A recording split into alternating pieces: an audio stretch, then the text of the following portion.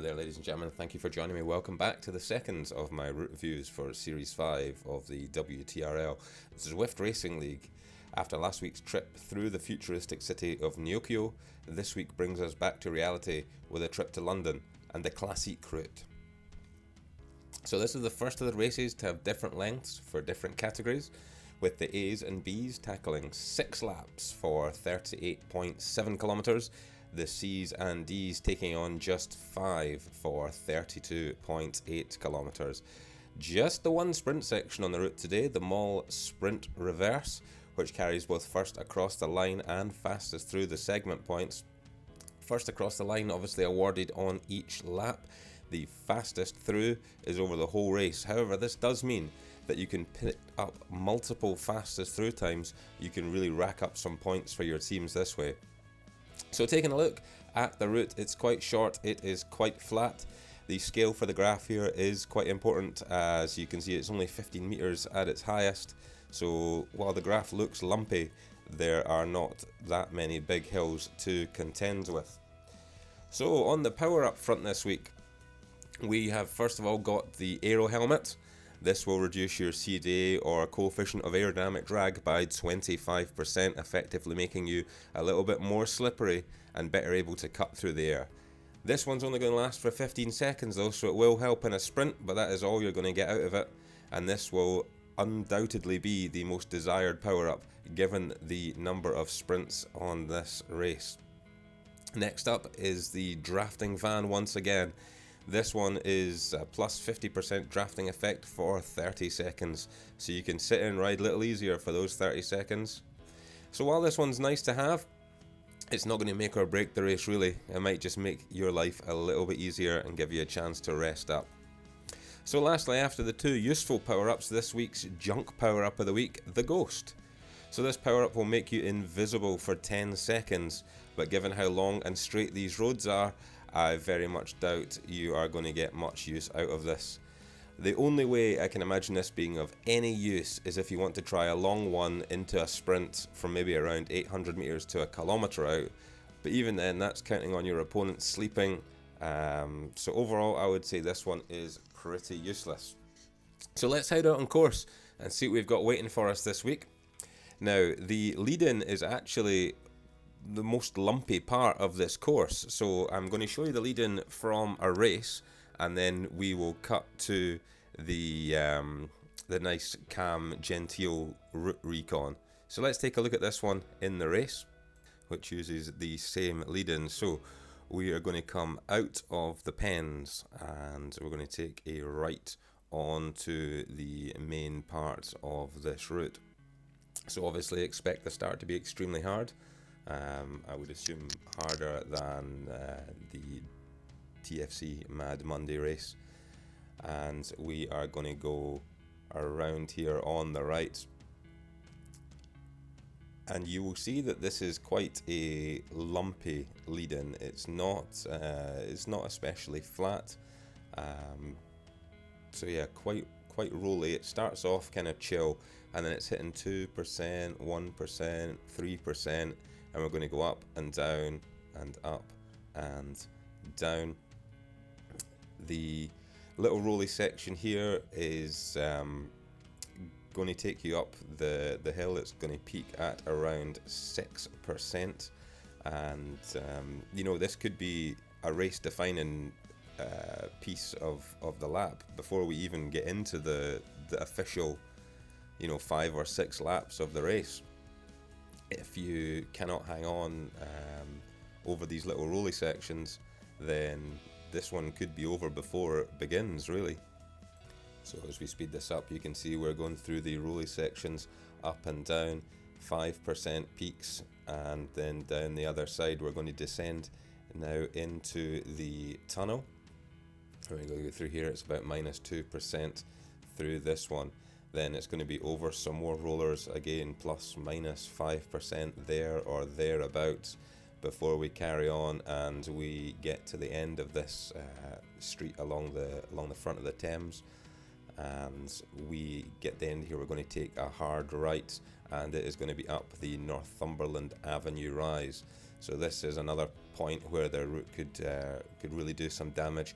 You can see from the video that this race gets completely strung out on this climb. So it's only about 350 meters. It's an average of around 4%, but it is really going to hammer some of these groups, and you can see from this one that it is blown apart already. Then it's over the hill, some more long flat sections. We're going to go up and down here and do a 180, and then it's going to be onto the roundabout, and from the roundabout we're just going to come out of fast forward and back into normal speed.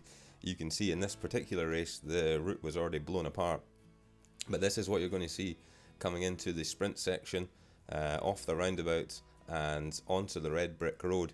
And as you come down here, you can see the finish arch in the distance, and it is unlike last week's race on Nyokyo.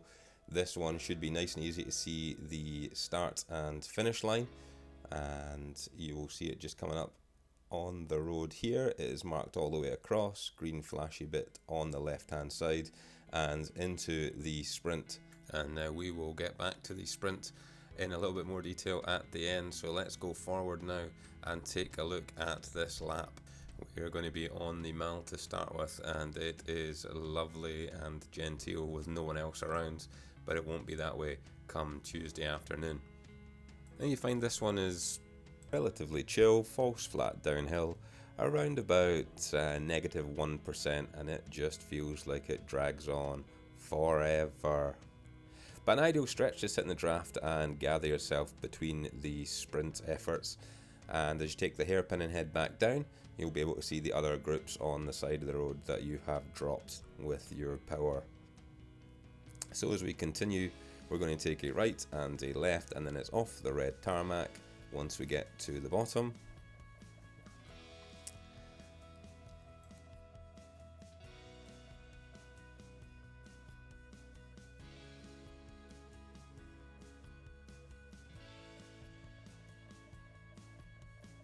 And once you get onto the normal coloured tarmac, it's another long, straight, flat section of road.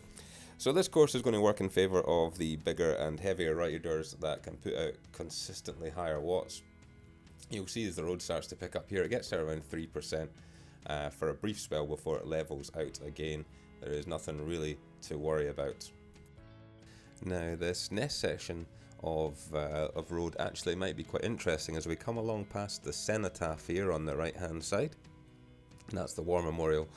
For anyone not from the UK, you'll see we are going to hit a little rise here, and this is really the only rise on the course worth talking about, or at least that you're going to encounter.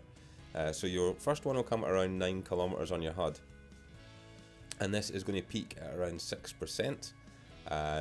It's not long, it's maybe 300 meters. It's just going to be enough to put a little bit of stress on your legs, and you know, maybe an early break to get to the finish line, because you're probably 2 kilometers away from the finish when you reach the top of this hill at 9.3 kilometers. So you got maybe 2 k's to go until you hit the finish at 11.3. From here on it is absolutely flat, so it might be a possible place to make a little break, but I don't know, you'd really have to catch the pack sleeping to get away with it. So we're going to come up here to Nelson's Column, which is on your left hand side there. Going to cut across that, and then it is back out. Now this bit of road you'll be familiar with, we've done this before, so we're going to fly all the way up to the top, around the hairpin bend, and back down the other side. This is another good opportunity to see just how big the gap is to the people that you've dropped, because you'll be coming right past them on the other side of the road again. The banner here with 1 kilometer to go until the finish line, and we are going back down towards the roundabout and then towards the mall once again. So your sprints this time are going to come at 11.3 kilometers on lap 1, 16.6 kilometers on lap 2, 22.1 for lap 3, 27.6 for lap 4, 33.1 for lap 5, and 38.6 for all of you people doing the full distance, the full 6 laps for Cat A and B. So as we've been down here before, but this time you'll get to see it in clearer detail without other riders here. And you can already see the sprint line starting there, just on your left hand side for the short 200 meter pan flat sprint.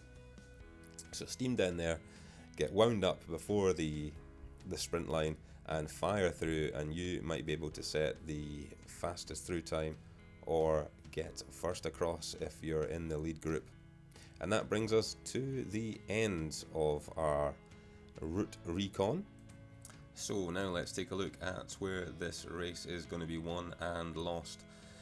So the big selection, of course, is going to be made at the start, as it is with every WTRL race. So make sure that you are warmed up and ready to go. Make sure the legs have turned over, because it's going to be hard and fast off the start.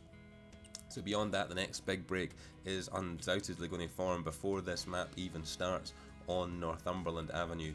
350 metres at around 4% will pick off anyone struggling to catch their breath after the hard start and the rollers. And so this is undoubtedly going to be where the lead group form, and after that it will be where the point scorers for first across the line will come from as well. So each lap you're going to have a small climb past the cenotaph, but if you're strong enough to hang until then, I would assume you're strong enough to stay with the group as the watts pick up going up here. I'm sure that someone will try a sneaky one over here though, as it's the only other option left before duking out any bunch sprint. So if you don't have sprint legs but you do have a decent 5-minute power, this might be your best shot. After that, undoubtedly we'll lose 1 or 2 as we go across the start and finish line each lap that can't keep up with the increase of the sprint. But beyond that, I think that's all we are likely to see. And that's really the story of round 2, so join us next time as we take a look at round number 3, going across the pond to New York City. Remember to subscribe if you find this useful, look in the comments for the cliff notes, and I will see you guys out on track next time. Take care.